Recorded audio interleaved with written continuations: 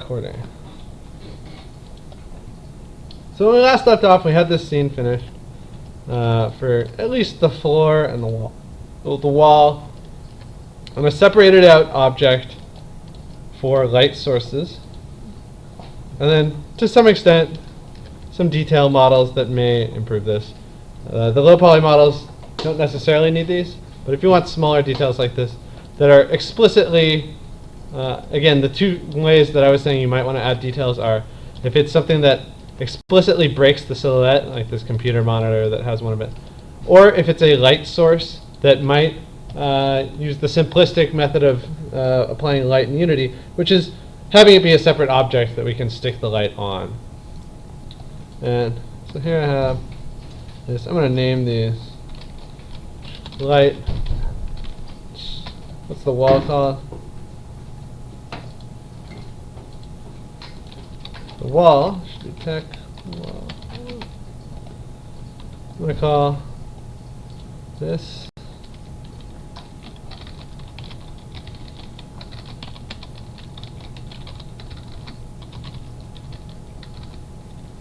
and naming conventions when we get into Unity are very useful because you'll be able to do things like filter by anything that has the word light in its name and see all the lights and apply materials a lot easier.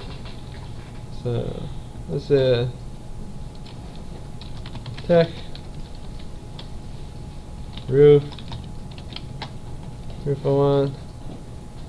This is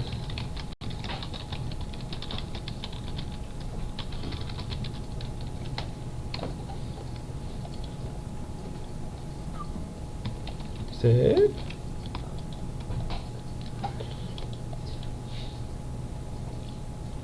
And when we first get into Unity, we're going to experience something that's kind of interesting, which is the issue of importing to scale, and also how you want to export these. First off, note that all of these start off with pretty good naming conventions. Some of them need their rotation finished up. So I'm going to go edit or modify freeze transformations, specifically the box, and just freeze transformations on the rotation, so that all these have 0, 0, 0 for the rotation. And my logic for that is X is always side to side, pretty universally in 3D programs. And so if we're looking down the hallway, this is one side and that's to the other side. So we want them to conform to that idea of a human as our starting point.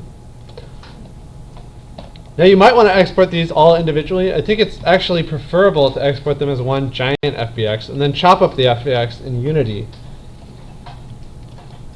So we can start to do that. Oh, and again, don't forget, most of these should have good UV layouts somewhere out there.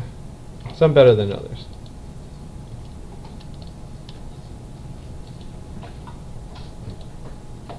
See? And these were designed to be one giant UV for all the separate models. Again, not necessarily correct in comparison to that Thiago Klafke's guy's method. But I really like how he conserves texture space. And it's also reducing the amount of work he has to do. He just makes this one texture for everything, and one normal map for everything, and then extrapolates this to many, many objects, using his UVs as the method of modeling rather than having a separate texture for each thing. We might be able to do a little bit of that. So I'm going to select all of these models and export them as one giant FBX.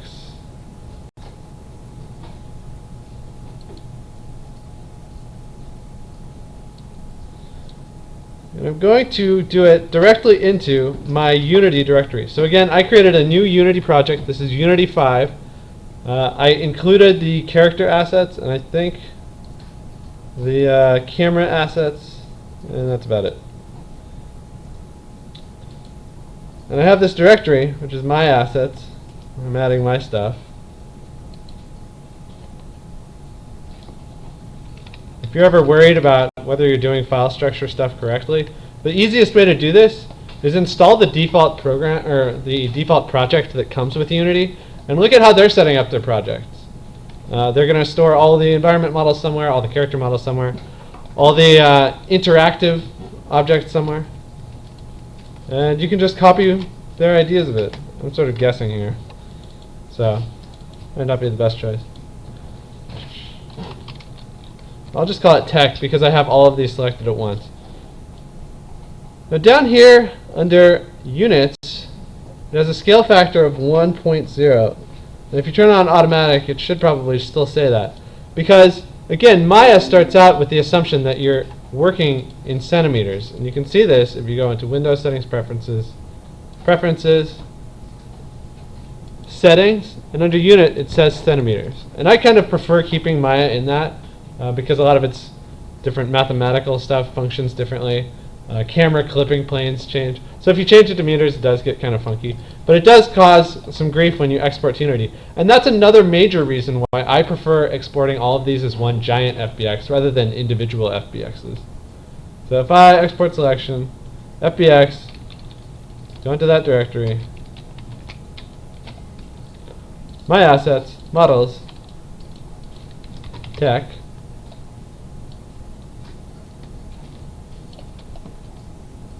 and we'll leave it on automatic. We can export that.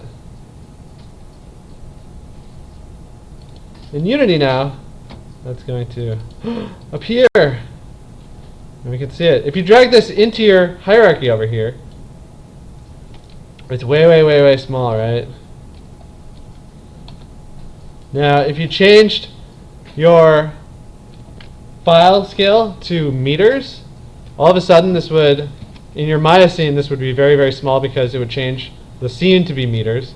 So then you could group these, scale them up by 100, ungroup, and apply the scale on everything.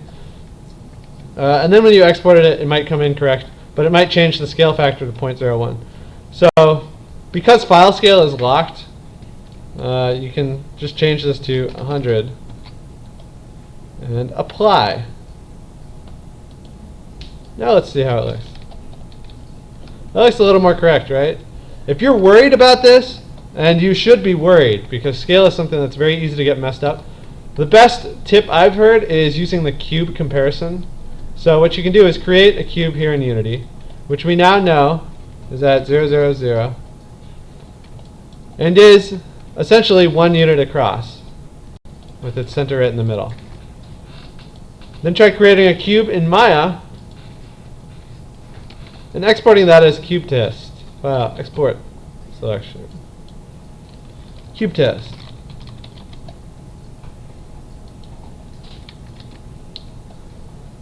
And when you bring that in, you'll notice it's very, very small. So if I change my scale now, I can use this cube test to make sure that I have an idea of what I'm looking at when I bring things in. So now if I move this cube test out, now we have our scales correct. So we know that a Maya cube is the same as a Unity cube, and that's much safer.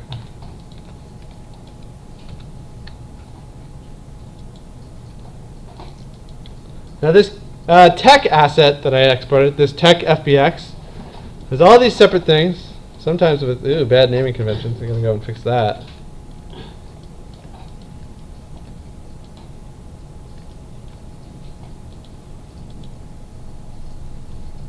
Why are those naming conventions bad? Makes me so mad.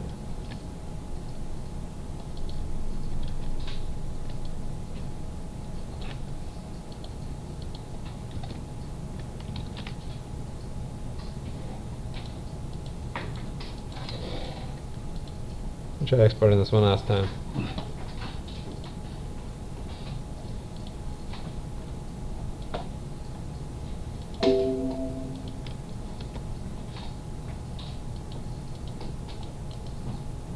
Re-import. Yeah, whatever. We can rename it here. In Unity, I think I can.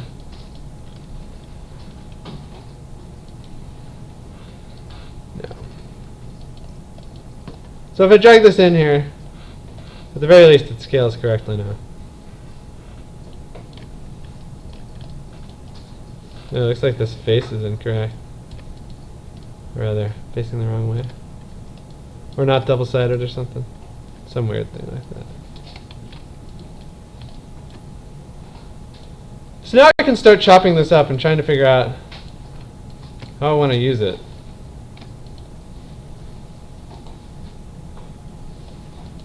You can grab all of these and break their connection as grouped under this giant FBX by going clear parent. And what I'm doing now is comparing two different things. One is your project directory, where things are, again, your ingredients. You're reaching into your cabinet to grab your flour. And your hierarchy, where they're all separate. So we are essentially trying to make some Bisquick, which is, I don't know, does anyone here cook ever? No? A little bit of cooking? Isn't Bisquick basically just flour and salt and baking soda? Baking? Yeah, it's just pre-made, so you can make the biscuits quick. So we're going to make the equivalent of Bisquick, which is prefabs in Unity. I am really stretching this metaphor. And a prefab, all a prefab is a saved state of instancing. Everyone knows what instancing is? It's kind of cloning. It's something you can clone, and it saves the same settings. We've instanced in Maya to create an object where we can work on one, and it changes it on both of them. And in Unity, it has a very good system of managing assets by letting you drag and drop and slice and dice these things. So for instance, I could take this floor object, which is one of the ones we might want to start with, and I can drag it back over here to create a prefab of it. So now this separate chunk of it is a separate prefab. And that means that if I drag it back in here, it's an instance of that one object. Again, that's useful because this doesn't exist as a separate object over here in our recipes folder of this goo. You might even want to create a folder called prefab separate, and a new folder called prefabs assemble. And what I'm using here is I'm using prefab separate to create or to store my separated objects as I see them. And now I can delete that separate floor object.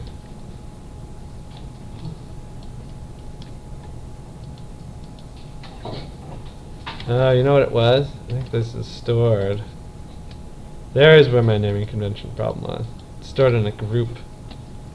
That's fine. We'll use the group to our advantage. This contains that, and I'll take this light. Where's the group? So I will drag this light into this same group. And now we have a group that contains both the wall and the separate plane we're using as our light source at some point in the future. And now I can make a prefab of that. And name it. Okay. You'll notice that here's this piece of suck. You can't drag multiples in and make multiple prefabs. That's fine. Deal with it. Life is hard.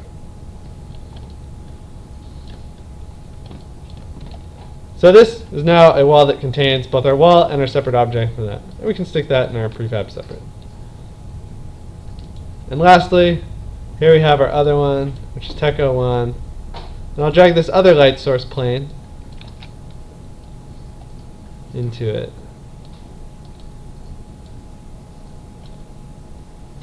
Again, if they're grouped, you can do this. So, or parented. And I'll rename it Tech Group 01. Stick it in prefab separate. With all that done, I'm actually going to delete all the junk in my scene here, except for my directional light and my camera. Because right now I'm actually only using my hierarchy to sort of mix and match ingredients before I start using them. Your mise en place, as the chefs say. Huh? Is that what they say? Yeah. Screw that. This is a computer graphics class. We say mise en scène, which is what filmmakers say for everything in the scene. Man, all your cool hip lingos and stuff, I'm not that one, dude. I'm not cool like this. The question for the day is, what's your favorite French New Wave film? honest. I don't Yeah. know. You don't have any? I don't know. I don't know what that means. Alright. Google it. Everyone get on Wikipedia and look up French New Wave. You gotta have, this is your homework over the weekend. Everyone has to go watch a French New Wave film and therefore become slightly more cinema literate. You're in media. Stop reading books. Watch movies instead. Your books are a form of media. I don't even know. So now if I drag all these prefabs in here, I had this separated one with all these. I'm going to duplicate this face, or the floor plane, and I'll use Control to snap these to the grid and move this over. Similarly, I'll grab these, this wall asset, and duplicate it with Control D. Again, it's a prefab, so it's both this and roof, wall 1 and wall 2. Did I rename these wrong? I think I did. Don't say that. That's wall. That's roof. I like how we go. Is that French New Wave? No, it's Wait, American. this is a French claymation. Oh, this guy. I saw the at SIGGRAPH. I saw the production focus for Lego Movie, and he was a major influence on it. That's how it's called. Yeah, this guy. Comedy. This guy was a major guy they copied in terms of motion design for how they Oh, wanted I've the seen Legos to this, feel. yeah. They wanted it to feel like the Legos moved, like a little kid was grabbing them and Have you seen slapping the them video around. of what a first-person Lego game would look like? And they basically just remake like all of, like the best games that have been made in the last 10 years, just in first-person Lego form. And it's pretty entertaining. Like someone did Portal, and she shoots the thing, like she does like the infinite loop fall, and then she accidentally like shoots it off, and it just like and her head falls off, and like it's from her head, and like her body parts are just there. It's Alright, so here's something that's useful to know. If you hold Control while using rotation in Unity, it snaps just like holding J in Maya. Wait, what do you hold? Control while rotating. And now you might try and use Control to snap this to the grid, but it doesn't work. Oh no, time to panic. Time to switch degrees, right? rage. Call your mom and tell her it's all her fault. But there's a way you can fix this using Unity's snap, which I actually really love. Unity's Vertex snap is quite robust. First you hold V, just like in Maya, and then before clicking, you hover, and it'll click to the vert that you can choose. So we find the one we want to choose, and then you can click, and then if I let go of V, it's still using that as my temporary guide. It will snap to a different vertex. Yeah. You might notice one interesting quirk of this, which is I didn't model these lights on that side. So, Wait, whatever. What's the shadow? The shadow is coming, I think, The from... light, yeah, because the walls It's- normals Are backwards. are weird. No, they're not backwards. They just they go through it. They It's just Yeah. have not a directional light. double-sided model. I was noticing with that in my library. Uh, What? yeah, it might be a matter of like... It's directional light. It will Okay. just pass through it. That's strange. Yes. No one can It's stop. a little weird. That's fine. I'm not going to have any directional light eventually in this. So we're going to use these as our You just baking. have to, like, So now that I have all these, set up a different light for that or something. I can create an empty... that's not what... And that will like call it to interact. I'm going to create an empty in my hierarchy by hitting Control N. Alright, Control Shift N. And I'll rename this empty Hall 1x1 straight. Now this is where we start using that separate folder of prefabs assembled. Prefabs assembled. So if I drag and drop these in here, which is going to parent them, this now is a group that has multiple prefabs that represent a hallway that's complete, right? So now if I drag these down here, I have a prefab of multiple prefabs. And so now I can delete this. And now I can just start dragging this in. And I have a brief. Duplicate it. And now I can start. Prefab. I don't know how. These shadows are really horrible. Yeah. Yeah. It's fine. We're getting to the There next might be a part. setting where you can like tell the lights interact with. It's also Yeah. only on one Isn't side. it like light linking in Maya or something like that? Where I it's don't- equivalent to that. I don't know if it I does don't the remember same. exactly. I remember that my first when I was mentored in Maya, it didn't have that problem. That was also a different version of Unity, so I'm not sure. Yeah, I don't know how Yeah. I have not touched Unity 5 enough to like look at every single aspect. I've certainly touched it enough to realize, oh shit, doesn't work the same. Yeah. But that's life. Too much change. I'm afraid of change. Stability, too much change. You just did it for all. Say what? You just did not talking myself, I'm sorry. So I'm going to go to My Assets, Materials, and here's this old tech material that I made. I don't know if that's correct. Did you save those as objects before exporting them to Did- Unity? Did I save them as objects? Yeah. So what I did is so they're all separate objects, and they have some amount of organization in here, you'll notice. I mean, they all have origins that are nice. They all have clean stuff. Again, I did freeze out the rotation. What I did is I then, pardon me while I delete this key. I exported all of these at once, grabbed all of them, File, Export Selection, and FBX is the one you want. And then scale factor is just good to know about, and it's important to know how to not panic about it, like I did on Tuesday. I blame the baby. Post-traumatic stress. So in this materials folder, I'm going to create a new material really fast called light.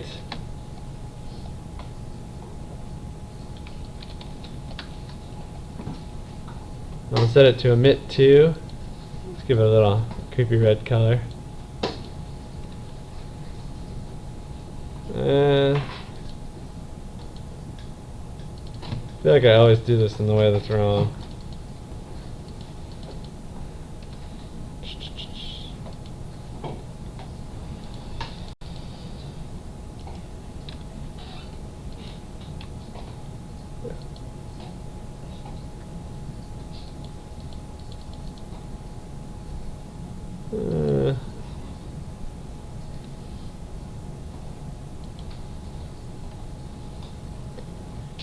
While I'm in that things stuff, I'll then take it over there.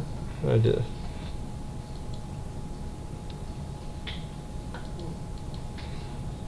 Maybe I gotta do it to one that exists.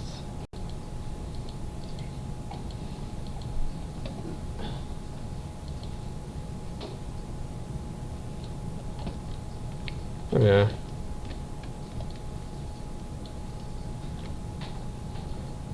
Now when I did that, I just applied a model. I'll put this on here so you can see it in contrast.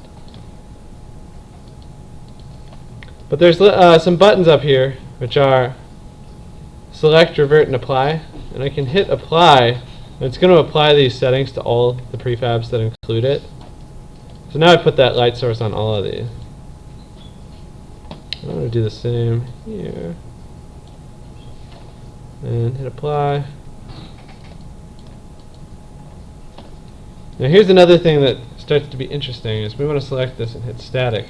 Apply.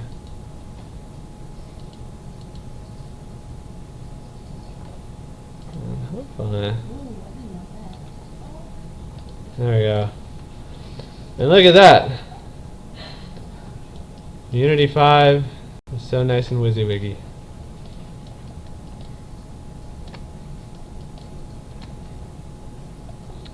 So now these lights are creating a source. These might have their normals the wrong way. Let me double check.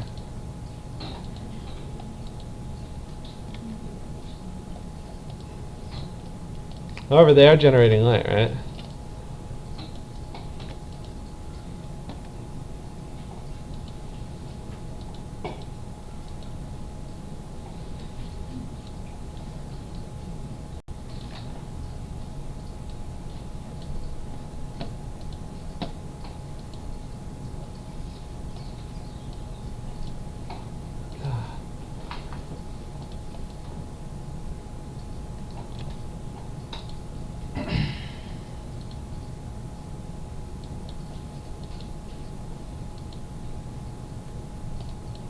You'll notice when I change this to bake, this starts doing a thing over here.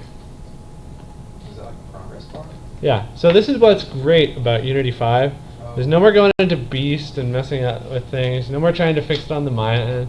You can actually do a lot of your light baking and fancy stuff right here, which is super cool. That's sweet. Didn't know that. I'm gonna make this more metallic.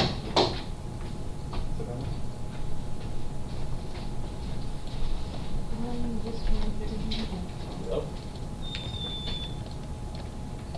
I just want this to be much stronger.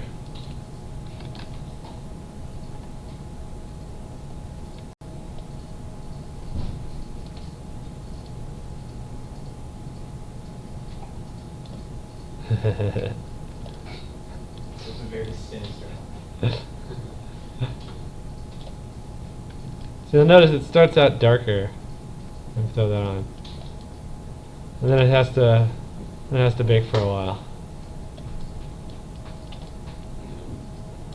Now the cool thing about this is, Okay, what exactly does light baking do? If it is.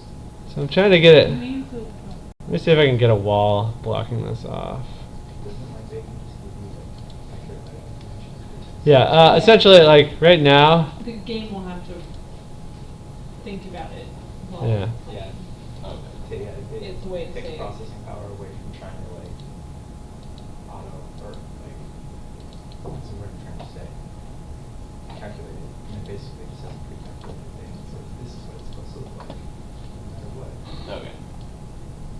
Now, if you have some light with casting things, that might be an issue, but yeah. most of the time it's like a side more. And so that's where the next part comes in actually.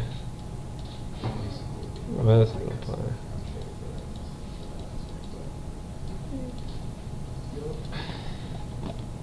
So the next thing is, let's create, if I create a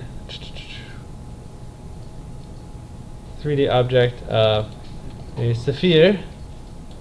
Oh, it's a sphere.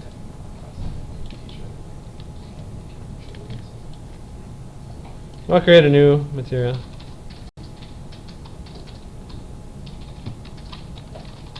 In my assets, materials.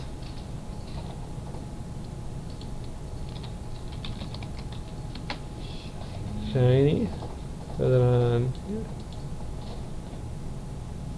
Let's expand that to make it super metallic. I want to do it here. And super smooth. So this does not look correct, right? Because it's reflecting only the skybox. It should be reflecting this hallway. And that's where we do the next thing. And it's why setting these to static is so important to begin with. Did I do this to everything? Oh, wait.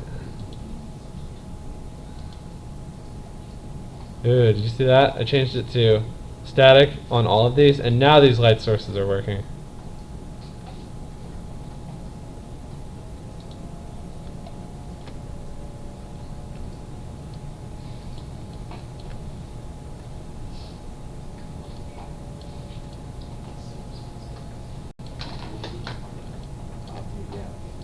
Two.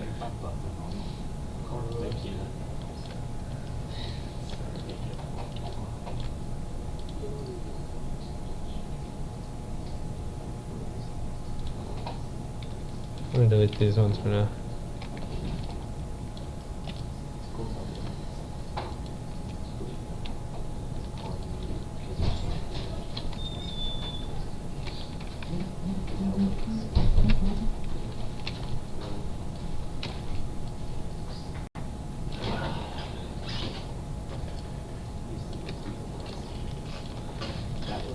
So now I have this problem wherein the sphere is not reflecting our environment, right? And this is where you start creating light probes. So what you do is you go game object light probe group. Oh, no, that's not it. Game object light reflection probe. That's it. I want to set a reflection probe yay wide, and we need it to be about as big as the thing it's going to reflect. And you'll notice that it just finished baking. So now look at this sphere. It's using its actual reflection to figure this out. Now this is sort of a trick that they use. Oh god, this is reflective. And you'll also notice that this changed the walls, because now the walls have a reflection probe to reflect as well.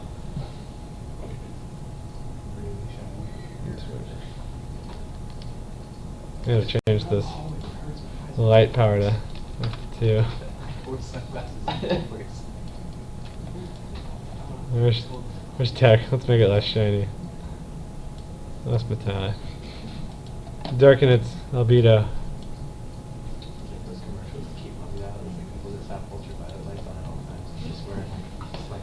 Finishing up baking, blah blah blah. These computers are really slow now, but just bear with them. And there they go.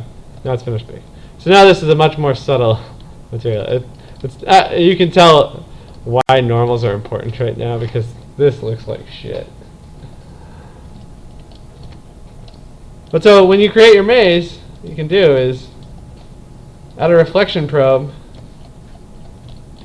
every once in a while. And again, this is a cheat so that you don't have to necessarily blow your computer up. Creating reflections means a lot of raycasting, which is very different from just drawing what's in front of you. So what you do is you create these reflection probes that approximate an environment in its totality, and then hope that it's kind of the same from here until here. So if this was a long hallway, you could actually use one really long one. I don't know if you can scale these. Apparently you can. Yeah, you could. That's the way you do it. So if you had a long hallway, you could just go like that and have the same reflection probe work for the entire thing. And the interesting thing about this is then you would do one at, say, when you turn a corner. And this is very useful when you start walking around with, say, a 3D character. And the light probe looks identical to the sphere's material.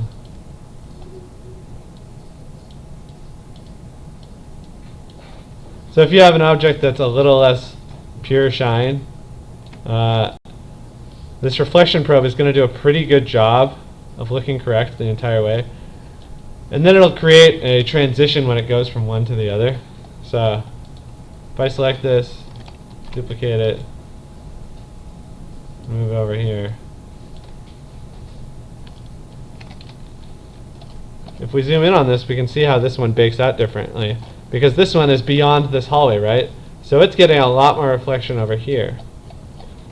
And so as a shiny thing transitions from there to there, it'll sort of blend between them.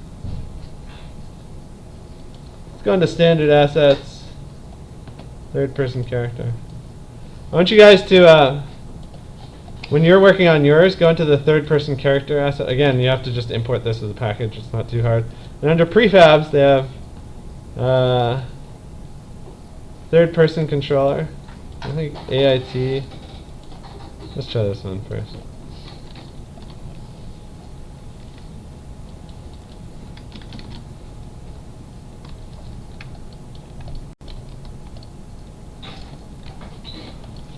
If I bring him in, I hit play. Hopefully his capsule's working. Nope. Is the controller not working? No, I think I need to change the physics on my model. So I'm going to go into tech. And I'm going to click generate colliders and hit apply. And hopefully this applies to all of these little baby ones. I don't think it's going to, but it would be nice. Nope, it's still doing the spinny arrow. Maybe it is.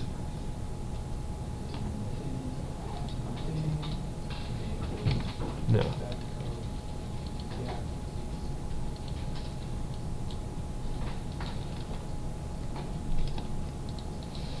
Alright, so that's step one is when you first import these, generate colliders.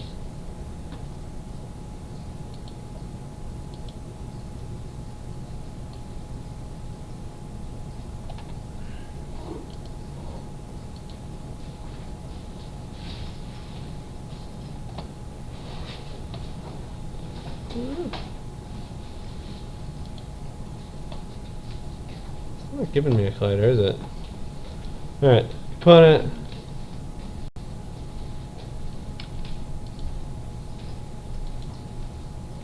Try mesh.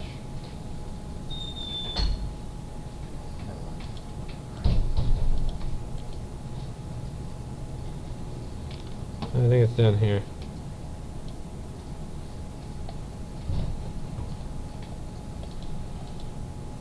Maybe I can't do it now. That sucks.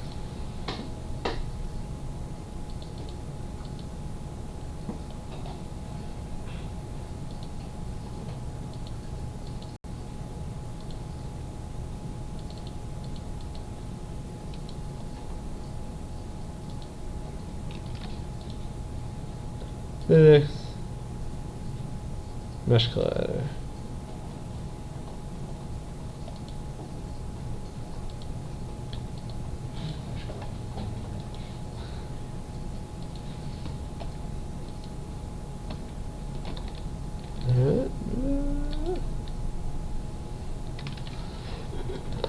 Alright. Oh, bye. What's that? I'm gonna cry. Yeah, that's fine. It's 3 o'clock, so we can take a quick break. Maybe I can fix it in the next 5 minutes. Before I'm embarrassed more. This is the best thing about my drawing class. So I like never get demo effect. What are these stickers from? My daughter. You see the How picture I long- drew of you? Wait, Oh, yeah, how long the- does it take you to fill up on these sketchbooks? How long have you been working on this one? This one was started February 5th. But I use multiple sketchbooks at once. I'm definitely not as fast now that I can as you. What? Why? I don't know. I mean, it kind of looks like me. I don't know. That doesn't look like me. I mean, no. I mean- Are you turning into a parasite? Yeah, sort of. Was that based off of your Show some- tortoise organ rant from earlier in the quarter? Tortoise organ? You don't remember when he sent out the email? He said, "Do your modeling," and he's like, yeah. "You don't do your modeling, this is gonna happen. You're gonna Yeah. end up looking." Oh yeah, as you're gonna slowly lose donate your consciousness. organs to science for And you're gonna take organs from a back alley. League of dealer. Legends. League of Legends So, coins. Lesson. For League do- of do Legends your- coins. Well, it's Man, all that- about Dota 2. No Dota way, 2 man. coins. No way, man. No. Smite Do, for days. do people still use coins? Smite for days, man. Smite's way cooler. Yeah, whatever. Get out of here. I will, I am. Okay. Seriously. It's free. Huh? It's all free. Oh no, I mean, I don't care. I really don't either. I played Dota 2 and then I just stopped. I'm not a MOBA person in general.